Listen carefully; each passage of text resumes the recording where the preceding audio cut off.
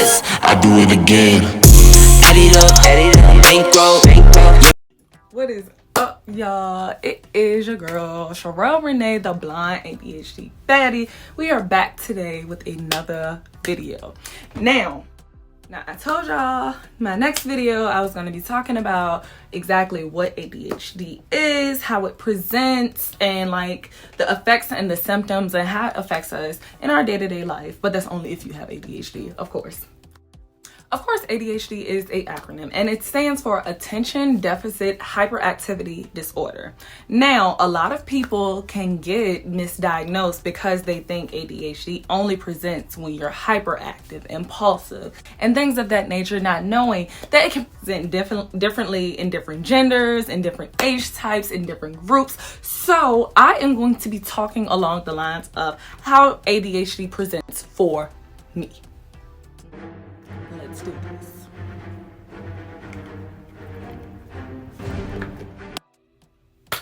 Before I get into this video, make sure you like, comment, and subscribe. Hit that notification bell because new videos are going to be hitting as often as possible so I can let y'all know what's up, tell y'all about my ADHD. So, what is ADHD and how can it be defined?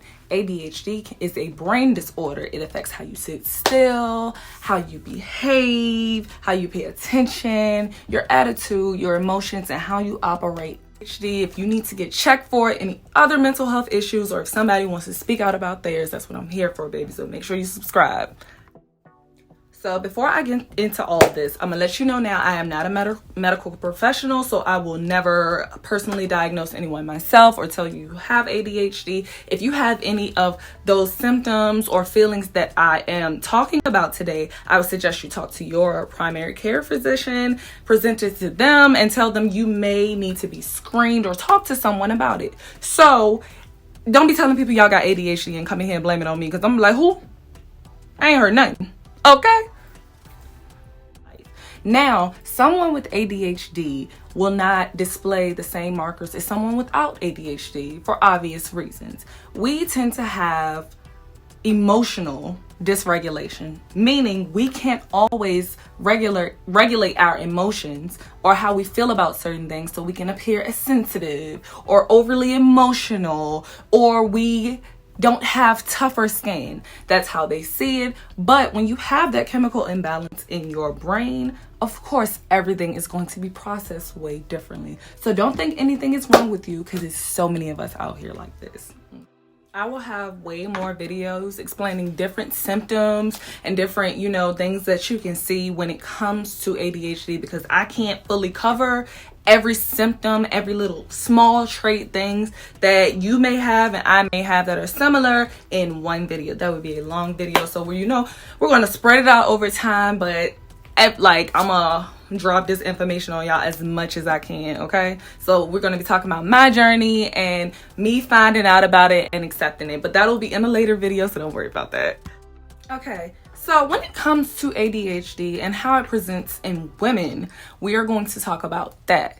So most women usually don't get diagnosed until later in life, usually like their late 20s and early 30s, because they're either misdiagnosed or undiagnosed, or they are perceived as having things like just a regular attitude, premenstrual syndrome, things of that nature. And also the fact that we are women, they automatically think we're just emotional. Go figure, but that's what it is.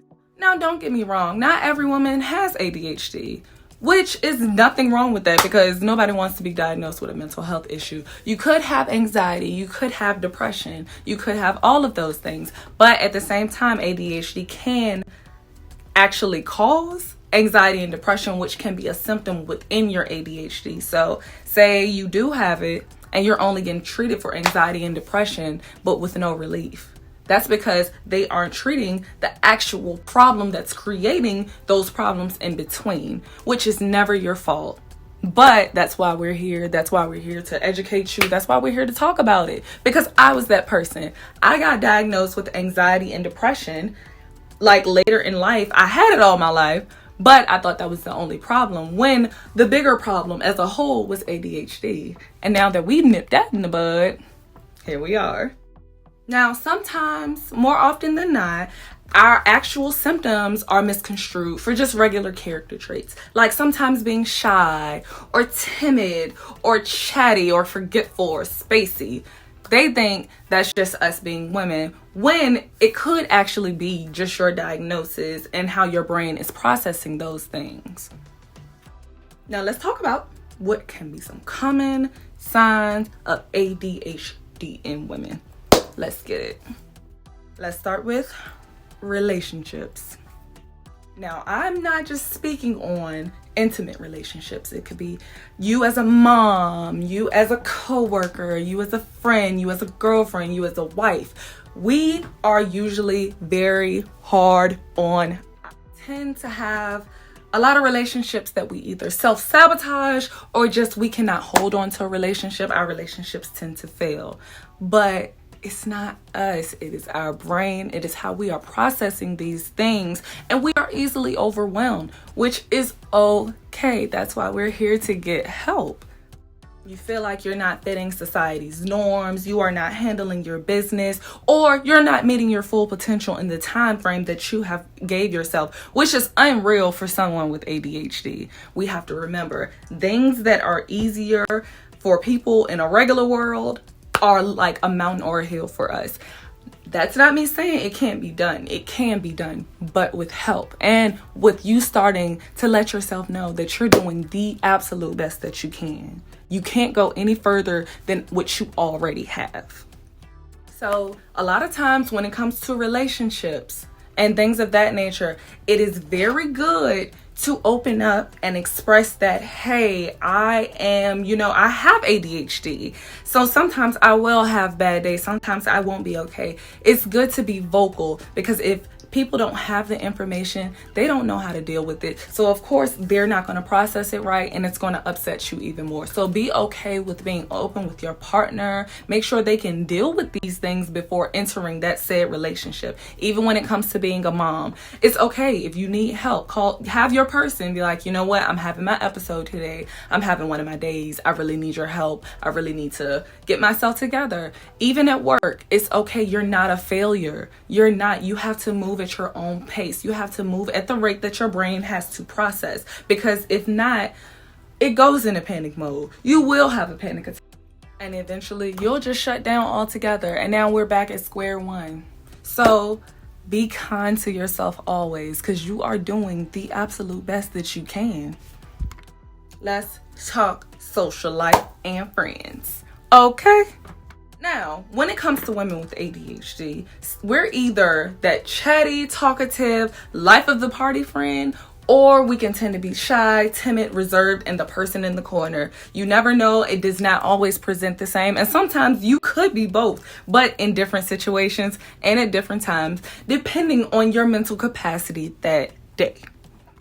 Now, when it comes to your friends inviting you out and things of that nature, say you're having a good day, you take on the world, you're just feeling good, like, you know what, that dopamine is kicking in and I'm feeling good, so let's do this. So they're like, you know what, you want to go out this Friday, we're going for drinks, we're doing this, we're doing that. And you're like, oh yeah, okay, let's do this. Like, I'm feeling good, so let's.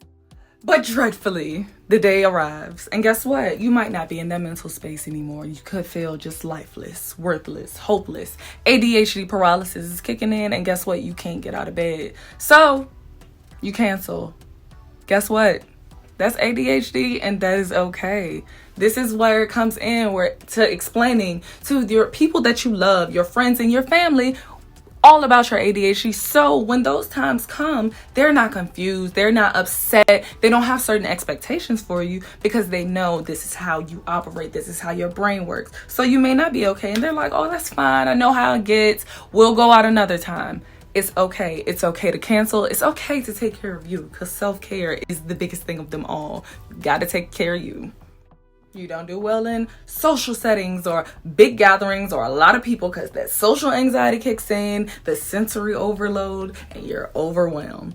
Guess what? It's time to leave that party, baby, because ADHD is taking over. You could find yourself drifting off into a new conversation while in a conversation, and people are confused, like, wait, you just switched the subject, like, what's going on? But guess what? Forgetfulness, we daydream, we drift off. That is just us. This is where explaining comes in, like I said. Explain, explain, explain. So it's okay to have friends, but set your boundaries and know your limits and make sure they know it as well. Now, that ever since the pandemic happened, of course, a lot of times we tend to work, like it's a lot of people that do work from home jobs and things like that, which is kind of helpful for someone with ADHD. But let's talk about like working in bigger settings or like an office space or somewhere with a lot of noise. That can cause so much sensory sensitivity, which can cause a delay on you actually doing your work because you are too overwhelmed to process anything at the moment. Which is hard, but we fight through it because we still work regular jobs. We still do what we need to do every day. So that's kind of a plus because you got a lot going on. You're still handling business. So give yourself a thumbs up and a pat on the back.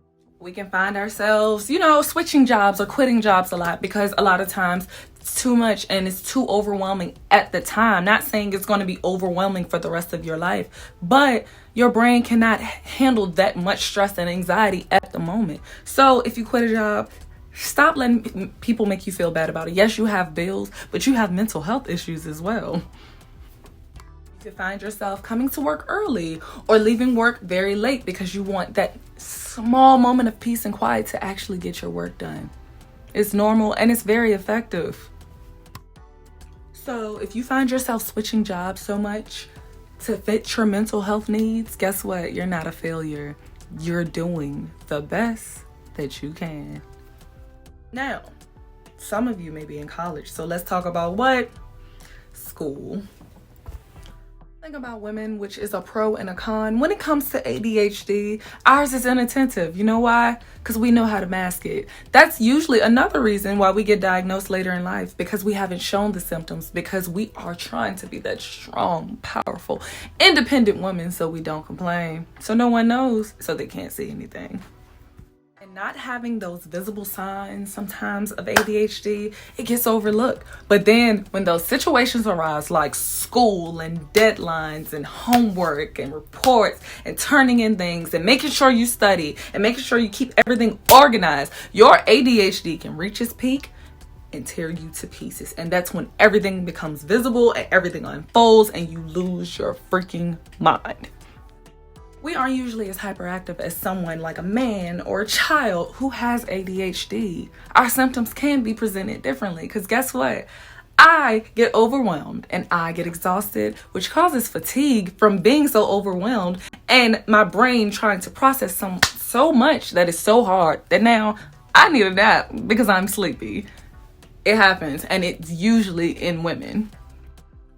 Now, how ADHD can affect your day-to-day life, just daily life in general. What comes with ADHD is a hard time retaining dopamine. So if you have those moments where you feel like you're up, you can take on the world, you can do everything, you can knock it out, you get like a week's worth of work done in a day, that's your dopamine kicking in. Now, dopamine is made within our body. And basically, dopamine gives you the feeling of reward, of success. Like, that's where that feeling of taking on the world comes from. But someone with ADHD has a hard time retaining dopamine. So when we get that kick of dopamine, we try to hold on to it. But once it's gone, back to the worthlessness, back to the depression, all of it. So if you wonder why sometimes we feel like we're on top of the world or either the lowest pit, that's why. It's never in between, is it? Because I know it's not for me. It's either up or it's all the way down. Dopamine, none at all. You might not feel like you're living to your fullest potential, but guess what? You really are. And this is not the end for you. You may feel stuck. You may feel complacent. You may feel like you're at a plateau. But you're having a mental health episode. Now, if your house is messy, if you have a pile of laundry that's been sitting there for days, if nothing is right in your world, guess what? You're doing a damn good job. Don't get it misconstrued. Someone with ADHD can process information so fast. We're very smart. We tend to have high IQs. Our creativity level is way up there. We're pretty amazing. But even though our brain processes it fast, it has a hard time organizing all that information that it's processed in that little time frame. So overprocessing that information can make you not want to do anything because it's too much. Now you're like, well, how the hell do I wash the clothes? How do I get this organized? It's so much. And it's like the more you're trying to process it and overthink it, you have just overwhelmed yourself. And now nothing is ready to get done. So what I do is I take my mental health day by day. I don't set long-term goals. And that might sound crazy to some, but I gotta go how my brain works. So I get up and do things based off of mental capacity. If I wake up and I'm in a good mental space and I feel like I can get everything done, guess what? I'm getting everything done, and that was my goal. But if we have a bad mental health day and my only goal today is to take a shower, if I did that, well, hell, I accomplished a lot. See me. Now, these things I'm gonna talk about next, think about them. And if these are things that affect you from your day-to-day life, go see your physician. Number 1, have you ever had a hard time finishing a project? Like when all the challenging parts are done, you're just uninterested at that point? Number 2, you have a hard time very often getting things in order and organizing them when a task requires organization. That is a difficult one for me. Number 3, you often have issues remembering important tasks or appointments or certain obligations. They go into the back of your head and they come back at the weirdest time. Yeah. Number 4, when a task requires a lot of thought, you tend to delay starting it. So it gets pushed back over and over because you don't want to overwhelm yourself with the fact that you still have to think about it, period. Yeah. Number 5, you tend to fidget and squirm quite a lot. You're always on edge when you're required to sit down for a long period of time. Number 6, you often feel randomly overly active, like a random battery has been put in your back, like literally out of nowhere. Yeah, that's the kick of dopamine. Number 7, you often make careless mistakes when you're doing work because the work is like kind of boring. Yeah, you just don't like it, so you just don't care. Number 8, it is very hard to keep your attention because the work is boring or repetitive. I can't do it. Number 9, and this is a special one, you often and very often drift off or have difficulty actually concentrating when someone's talking directly to you. Like literally mid-conversation, you have drifted off while they're in your face having a verbal conversation. It's very rude, but we can't help it. Number 15, and this is one of my favorites. You always find yourself finishing people's sentences before they can finish their sentence. And you don't even know what the hell they are talking about in the first place, but you still try it. You can't help it. 16, you have no patience. You have difficulty waiting your turn and it makes you anxious. Like you have no patience at all with anything. Never waiting your turn. Ever. And lastly, number 17, you're always interrupting others when they're busy. Like it does not matter the situation. They could literally be doing the busiest thing humanly possible, but you have to interject and you have to interrupt. Yeah, that's me. So don't self-diagnose yourself. Don't just tell yourself you have ADHD. Talk to someone who specializes in it. Discuss it with them. Tell them what you're going through and y'all figure out a plan, what works for you and things of that nature. Now, if any of those things that I have talked about in this video today have resonated with you, have spoke to your life in general, talk to your doctor about getting screened for ADHD. Could be, or it could just be your personality, but it's good to get checked. There is so much more that comes with ADHD that I will be speaking on in later videos. So y'all buckle up, stay tuned, and get ready. Can't wait to see y'all next time. Adhd, bankroll.